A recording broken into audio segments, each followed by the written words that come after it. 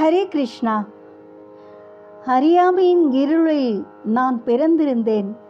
ஞான ஒளியால் எனது ஆன்மீக குரு என் கண்ணை திறந்தார். அவருக்கு என் வணக்கங்களை சமர்ப்பிக்கிறேன். ஹரே கிருஷ்ணா.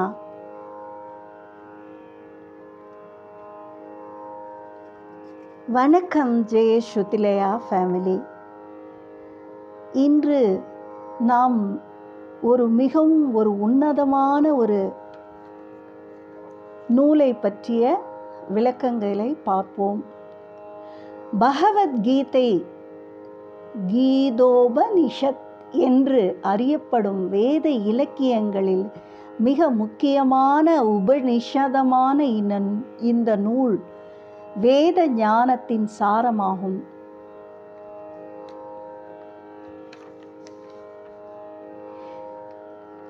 இந்த பகவத்கீதை ஸ்ரீ கிருஷ்ணர் அர்ஜுனருக்கு கூறப்பட்டது.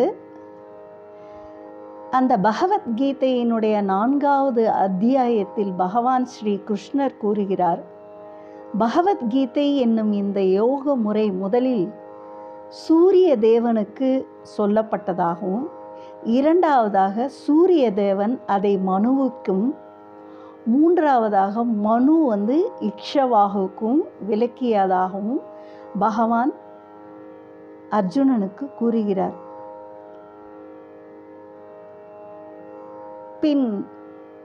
பின் ஒருவராக சீடர் பரம்பரையில் இந்த யோக முறை வந்து கொண்டிருந்தது. காலப்போக்கில் மறைந்து விட்டதால் குருக்ஷேத்திர போர்க்களத்தில் அர்ஜுனனுக்கு ஸ்ரீ கிருஷ்ணர் இந்த பகவத்கீதையை உபதேசிக்க வேண்டி வந்தது.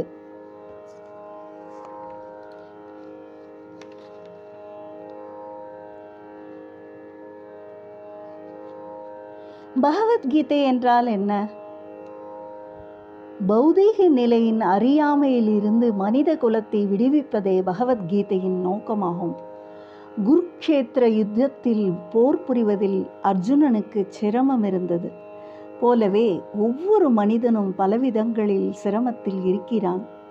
அர்ஜுனன் ஸ்ரீ கிருஷ்ணரிடம் சரணடைந்தான். அதன் பயனாக கீதை உபதேசிக்கப்பட்டது. அர்ஜுனன் மட்டுமல்ல, நாம் ஒவ்வொருவருமே பௌதீக இருப்பால் துன்பம் மிகுந்திருக்கின்றோம்.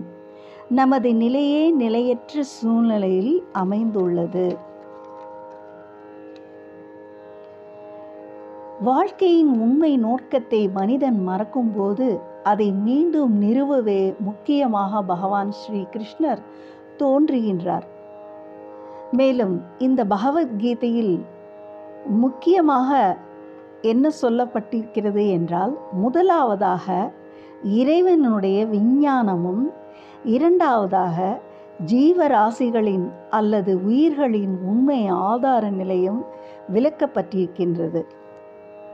மேலும் மூன்றாவதாக பிரகிருதி என்றால் என்ன, பிரபஞ்ச தோற்றம் என்பதென்ன, அது எவ்வாறு காலத்தால் கட்டுப்படுத்தப்படுகின்றது, உயிர்களின் செயல்கள் யாவை போன்றவற்றை நாம் அறிவதற்காக பகவத்கீதை சொல்லப்பட்டிருக்கிறது. பிரகிருதி என்றால் 3 குணங்கள் அமைந்ததாகும். நற்குணம், தீவிர குணம், அறியாமை குணம்.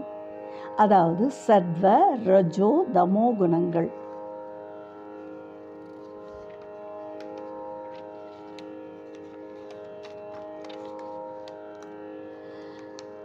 மேலும் மரண நேரத்தில் கூட இறைவனை எவ்வாறு எண்ணுவது என்பது பற்றி கூட கீதையில் கொடுக்கப்பட்டுள்ளது. எந்த ஒரு நிலையில் ஒருவன் தற்போதைய உடலை நீக்குகின்றானோ, மறுவாழ்வில் அதே இருப்பின் நிலையை தவறாமல் அடைகின்றார் என்று பகவத்கீதையில் 8ஆம் அத்தியாயத்தில் 6வது பதத்தில் கூறப்பட்டுள்ளது.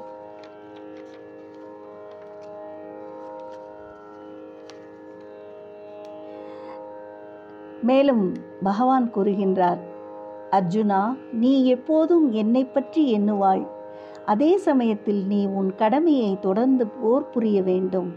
உனது மனமும் செயலும் என்னில் நிலைக்கப்பெற்று என்னில் ஈடுபடுத்தப்பட்டு ஐயமின்றி நீ என்னிடம் வந்தடைவாய் என்கிறார். ஆதலால் அர்ஜுனன் கூறுகின்றான், ஹே மதுசூதனா, நீ இப்போது விளக்கிய யோக பயிற்சி முறை என்னால் செயலில் கொண்டு வர இயலாததாகவும் தாங்காததாகவும் இருக்கின்றது. என் மனம் நிலையற்றதும் அமைதியற்றதுமாக இருக்கிறது என்று கூறினார்.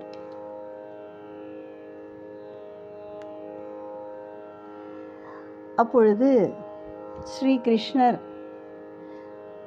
ஸ்ரவணம் கீர்த்தனம் விஷ்ணு ஸ்ரவணம் பாத சேவனம் அர்ச்சனம் வந்தனம் தாஸ்யம் சக்யம் ஆத்ம நிவேதனம் போன்ற 9 முறைகள் உள்ளது இறைவனை அடைவதற்கு. அதில் ஸ்ரவணம் என்பது உணர்ந்த ஒருவரிடமிருந்து பகவத்கீதை கேட்டலானது உன்னத வாழ்வில் புறமான ஒருவனது சிந்தையை திருப்பக்கூடியதாகும். இறைவன் மேலும் கூறுகின்றார், இந்த நிலையை பயிற்சி செய்வதால் பிறராது எப்பொழுதும் பகவானை தியானிப்பதினால் குந்தியின் மகனே, உன்னத புருஷனான பகவானின் இருப்பிடத்தை ஒருவன் அடைவது திண்ணம் என்கிறார். ஆதலால் பகவத்கீதை மிக கவனத்துடன் கற்க வேண்டிய ஒரு உன்னதமான இலக்கியங்களாகும்.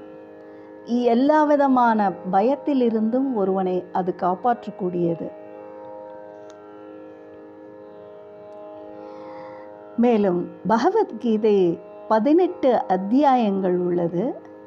அதில் 18வது அத்தியாயத்தில் உலக பொது நன்மைக்காக அவர் ஸ்ரீ கிருஷ்ணர் கூறுகிறார், எல்லா விதமான மதங்களையும் விட்டு என்னை சரணடைவாயாக. இதன் பலனாக எல்லா பாவங்களின் பலன்களில் இருந்தும் உன்னை நான் காக்கின்றேன். இதில் நீ பயப்பட வேண்டாம் என்கிறார்.